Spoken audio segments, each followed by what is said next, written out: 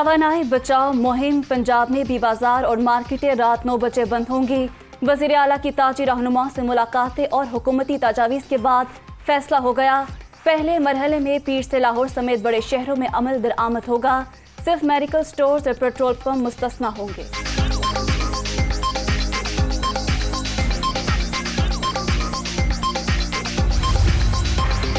वज़ीर आज़म का वज़ीर ख़ारिजा को टेलीफोन। शहबाज शरीफ की FATF के अहदाफ की तकमील पर मुबारकबाद।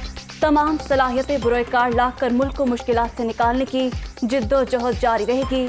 बिलावल भुट्टो का अज़्म।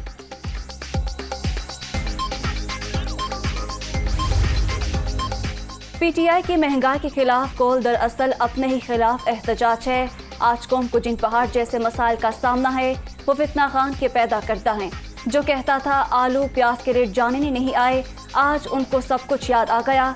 इससे बड़ी मुनाफिकत कोई नहीं। मरियम नवाज का ट्वीट।